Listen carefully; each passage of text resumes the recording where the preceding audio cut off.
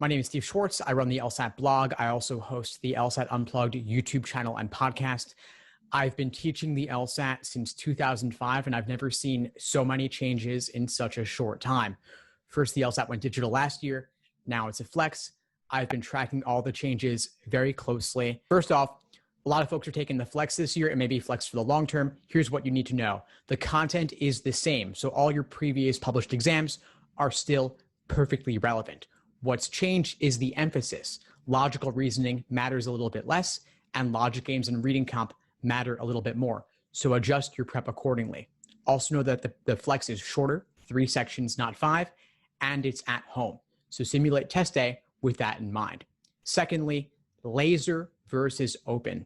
LASER is an acronym standing for Learning, Accuracy, Sections, Exams, and Review. Fundamentally, what it means is that you got to focus on the theory before going into timed sections, before going into full-length exams. The mistake a lot of students make is open, the obsessive practice exam narrative, where they take exam after exam and measure themselves, being happy or sad about the results, and then simply moving on.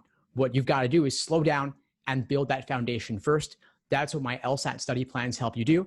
That's what my courses help you do as well. Third, budget the time to study in your day and in your week and in the overall number of months. Students often have trouble fitting in the time, but you've got to block it off in order to make it happen. So decide a couple hours in the morning, a couple hours in the afternoon, maybe before work, maybe after work. Find time to fit it in and put it on your calendar. The other thing is students often spend far too little time studying for the exam overall. They want to knock it out in just a month or two, when in reality, it is arguably the number one factor in the admissions process, meaning that you should allow ideally at least 5 to 6 months in order to reach your fullest potential. The LSAT is worth that investment. Finally, it can be discouraging to get a low practice exam score or a low score on the real thing. And I want you to know that your LSAT score does not define you.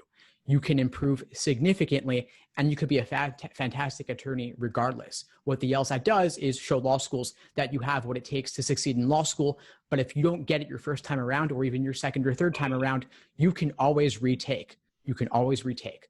Law schools do not average multiple LSAT scores. They only take the highest. And with the LSAT being offered nearly every month now, there's always another test date just around the corner. I've put together an easy LSAT cheat sheet to help students jumpstart their prep. It summarizes all the basic FAQ about studying for the LSAT. You can find it at bit.ly/LSAT cheat sheet.